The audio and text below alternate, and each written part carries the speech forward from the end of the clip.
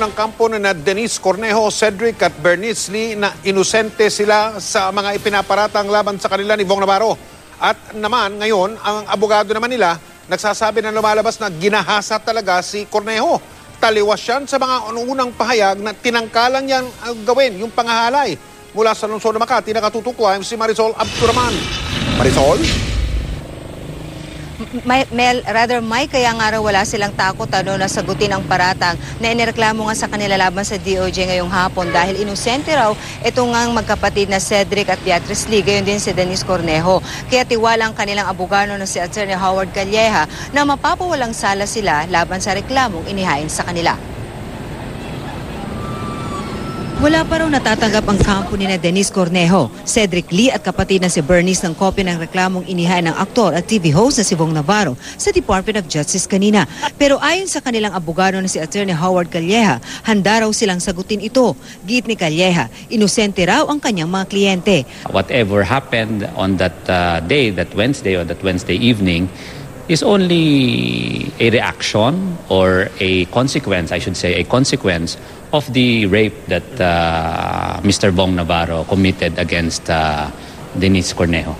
Attempted rape ang nakalagay sa blotter ng dalhin si Bong sa pulisya. Pero ayon kay Calleja, base sa mga impormasyong ibinahagi sa kanya ng modelong si Denise, ginahasa raw siya ni Navarro. Sa aming evaluation, no?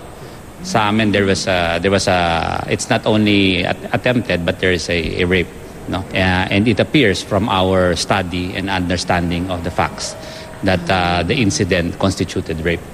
Sir, and that's also according to Denise. Well, that is the facts that's presented to us. Patuloy na sinisikap ng GMA News na makuna ng bagong pahayag ang kampo ni Bong Navarro hinggil sa mga sinabi ni Calleja.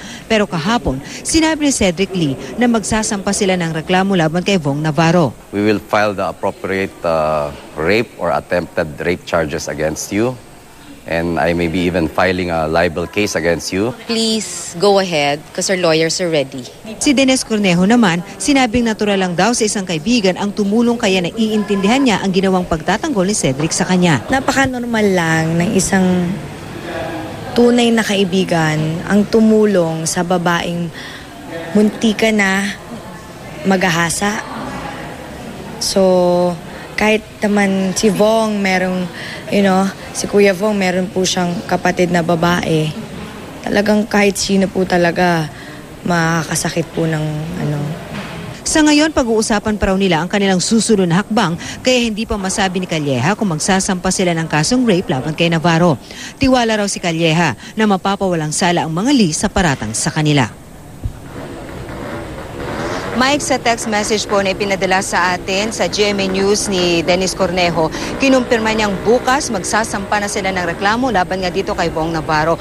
Ayon naman sa abogado ni Bong Navarro na si Attorney Malyoga, hindi raw ito totoo at masyado na raw huli para baguhin daw ni Denise ang kanyang kwento. Hinimok pa niya ang kampo ni Denise na magsampa na lamang ng kaso. Mike? Maraming salamat, Marisol Abduraman.